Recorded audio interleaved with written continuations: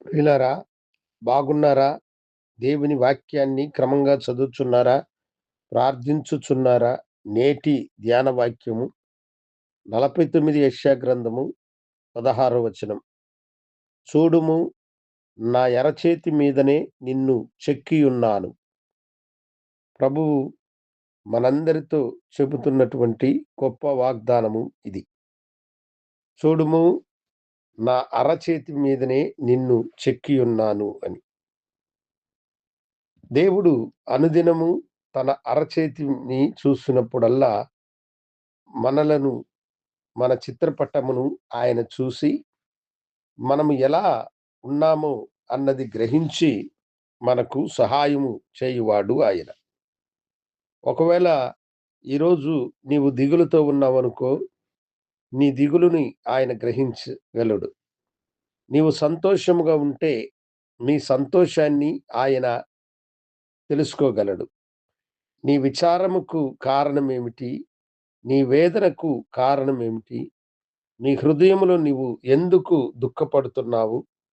అన్నిటినీ గ్రహించిన ప్రభువు నీకు సహాయము చేయడానికి తన దయా హస్తమును చాపి నిన్ను ఆశీర్వదించగలడు.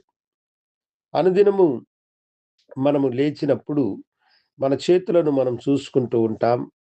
మన చేతులు మనకు అన్ని విధాలుగా ఉపయోగకరంగా ఉంటాయి. మన చేతిలో ఎన్నో రేఖలు ఉన్నవి కదా! ఆ రేఖలను మనం చూస్తూ ఉంటాం. అలాగనే ప్రభు యొక్క చేతిలో ఈ ప్రపంచములో ఉన్న మనుషులందరి యొక్క రూపములు చెక్కబడి ఉన్నవి. ప్రత్యేకంగా తనకత్యంత ప్రియమైన తన బిడ్డల యొక్క రూపమును ప్రభువు చూసి, వారి మనోదుఖమును, వారి యొక్క వేదనను గ్రహించగలిగిన వాడు ఆయన. దేవుడు తన దాసులను సంబోధించినప్పుడల్లా మీరు గమనించినట్లయితే, భయపడకుము, నేను నీ దేవుడునయ్యున్నాను. దిగులు చెందకుము, నేను నీకు సహాయము చేయుదును అని యెషయా 41:10 చెబుతాడు కదా! అలాగనే దేవుడు తన దాసుడైన యాకోబుతోను, తన దాసుడైన అబ్రహాముతోను, ఇస్సాకుతోను, మన పితరులందరితో కూడా ఆయన పలికే మాట అది. భయపడకుడి. శిష్యులతో కూడా ఆయన భయపడకుడి. సముద్రం మీద ప్రయాణము చేయనప్పుడు భయపడకుడి అన్న మాటలను ఆయన ఎన్నోసార్లు తన దాసులకు చెప్పాడు. కనుక దేవుని బిడ్డలారా, మనము ఎందుకు వేదన పడుతున్నాము? ఎవరి నిమిత్తమై మన హృదయము బాధించబడ్డదో, ఏ యొక్క వ్యాధి, ఏ సమస్య, ఏ నష్టము, ఏ యొక్క కోల్పోయిన దాన్ని బట్టి మనం వేదన చెందుతున్నామో, దానిని ఎరిగిన దేవుడు నీ ముఖ చిత్రమును చూసి, నీ మనోదిక్కమును గ్రహించి, నీ హృదయములో నీవు అనుభవించే వేదన, బాధను గ్రహించి, ఆయన నీ కన్నీటిని తుడుచువాడు కాదే, నీ కన్నీటిని తుడిచి నీకు ఆదరణని అనుగ్రహించేటువంటి గొప్ప దేవుడు.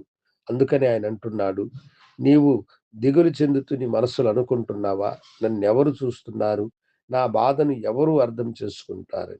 ఇదిగో ఆయన అంటున్నాడు, చూడుము, నా అరచేతిలోనే కదా నేను నిన్ను చిత్రించుకొని ఉన్నాను. నిన్ను చెక్కి ఉన్నాను. నీ బాధ, నీ వేదన నుండి ఈ క్షణమే నిన్ను విడుదల చేస్తాను. దిగులు చెందకు కుమారుడా, దిగులు చెందకు నా బిడ్డ, కుమార్తె అని అంటున్నాడు. కనుక మన భారమును ప్రభువు మీద వేద్దాం. ఈ దినమే ప్రభువు మీకు విడుదలివ్వనట్లుగా నేను మీకోసం ప్రార్థన చేయుచున్నాను. మహాగణుడా, పరిశుద్ధుడా, నీ బిడ్డలు నీ వైపు చూసి మొరపెట్టినప్పుడు, అయ్యో, నీ బాధను నేనెప్పుడో అర్థం చేసుకున్నాను. దీని నుండి విడుదల పొందమని చెప్పిన గొప్ప నీ ఆదరణ మాటల కొరకే వందనాలు. వారిని నీ అరచేతిలో చిత్రించుకున్నారని మీరు తెలియజేసిన ప్రేమకి వందనాలు చెల్లిస్తూ, యేసునామమున అడిగి వేడుకొంచున్నాము తండ్రి. ఆమేన్. శుభోదయం. ప్రభు మిమ్మలను దీవించును గాక. ఆమేన్.